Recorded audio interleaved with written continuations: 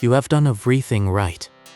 You hit the goal, got the job, fixed the relationship, moved to the new city, bought the thing you wanted for months, and then nothing. Not happiness, not relief, just a quiet, uncomfortable feeling that something is still missing. You are not broken. You are not ungrateful. You are not doing life wrong. You are working exactly as designed. The problem is, the design was never built for this. Here is what nobody tells you in school. Evolution does not care about your happiness. It never did. It has one job: keep your genes in the game.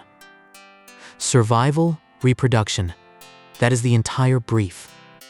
Everything else, your feelings, your sense of meaning, your satisfaction, is just tools evolution uses to push you toward those two things. You are not the point of evolution. You are the vehicle. And like any vehicle, you are not built to sit still and feel good. You are built to move, find resources, avoid danger, and keep going. Here is where it gets strange. The hedonic treadmill, that feeling where every achievement stops feeling good after a while, that is not a flaw in the system. That is the system working perfectly. A version of you that felt permanently satisfied after getting food would stop hunting. A version that felt permanently safe after escaping a predator would stop watching for the next one. Contentment, in the ancient world, was a death sentence. So evolution designed you to always feel like something is slightly not enough. Always a little restless. Always a little hungry for more. In 100,000 BC, that drive kept you alive. In 2026, it keeps you scrolling at 1 a.m., wondering why you feel empty. There are 5 things your brain does that feel like problems. They are not problems. They are ancient survival tools running in the wrong century. Glitch 1, negativity bias. Your brain processes negative information roughly 3 times more intensely than positive information. One bad comment hits harder than 10 good ones. One bad day ruins a good week. In the wild, missing a reward is survivable. Missing a threat is not. So your brain built a threat detection system so sensitive it basically never turns off. You lie awake at 3 a.m. replaying a conversation from 6 days ago. Not because you are weak. Your threat scanner found something and does not know how to let go. Glitch 2. Status anxiety. You feel physically uncomfortable when someone else has more than you. Not just envy, actual discomfort registered in the same brain regions as physical pain. In a tribe of 50 people, your position in the hierarchy determined how much food you got, who you mated with, and whether the group protected you. Status was not ego, it was oxygen. You feel genuinely bad after looking at someone else's apartment on social media. That is a 40,000-year-old survival mechanism misfiring in a world it was never built for. Glitch 3. The not enough loop. You achieve something. The satisfaction lasts maybe a few days, maybe a week. Then it fades.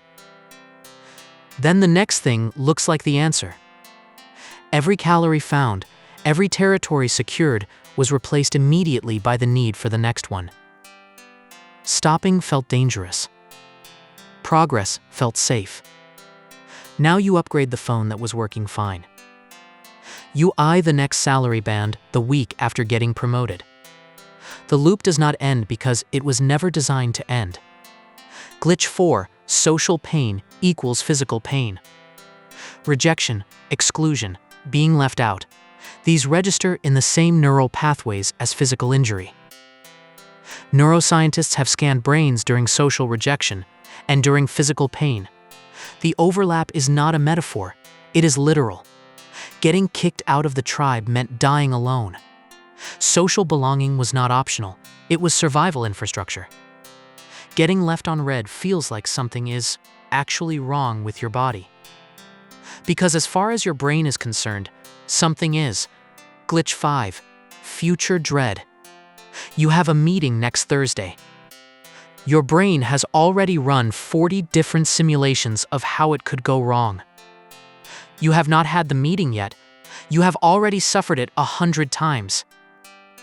Anticipating danger was more valuable than reacting to it. The ancestor who worried about the tiger before seeing it survived longer than the one who relaxed. Now you have anxiety about things that have not happened and might never happen. Your brain cannot distinguish between a real threat and a hypothetical one. It treats both like the tiger is already here. Your brain is a 300,000-year-old machine. The world it was designed for, scarce food, small tribes, immediate physical danger, no abstract future, no strangers, no screens, that world stopped existing around 12,000 years ago. Evolution moves slowly. It works on timescales of tens of thousands of years. It cannot keep up with a world that rewired itself in decades. So you have a brain optimized for a reality that no longer exists. Trying to navigate a reality it was never designed for. The result is what scientists call evolutionary mismatch. Your negativity bias was calibrated for an environment where threats were rare but lethal. Now threats, or things that feel like threats, are constant. Your threat system was built for 3 alarms per day. Now it receives 300. Your status circuitry was built for a tribe of 50. Now you are exposed to millions of people living their best lit, most curated lives every single day. Your brain did not evolve to compare itself to millions. It breaks under that load. Your reward system was built to motivate you through scarcity.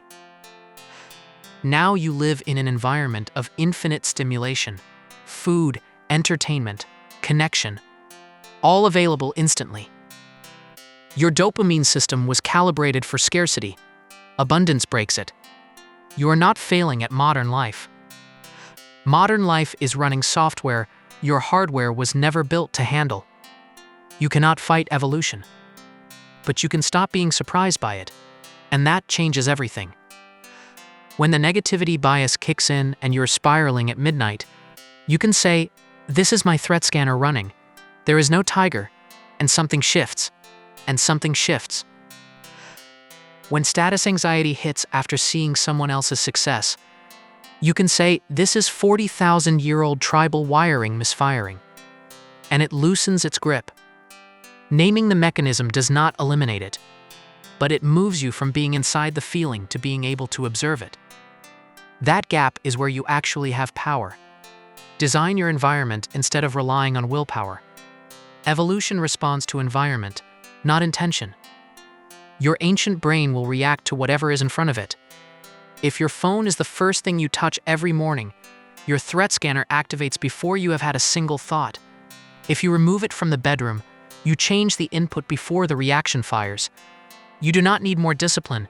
You need a different environment. Evolution has no mechanism for meaning.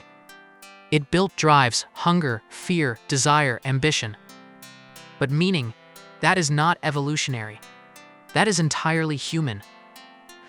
No animal spends time wondering if its life means something. You do. That capacity did not come from evolution. It came from something else. When you pursue meaning instead of just satisfaction, you are operating in territory evolution never claimed. You're not running ancient code. You're writing new software. You're not a broken human. You're a perfectly evolved ancient creature dropped into a world that moved 10,000 years faster than your biology could follow. Your anxiety is not weakness. Your restlessness is not failure. Your need for connection, your fear of being left out, your feeling that something is always slightly not enough. These are not flaws in you. They are features of something that kept your ancestors alive long enough for you to exist. The question was never how to be happy. The question is, knowing all of this, how do you choose to be human anyway?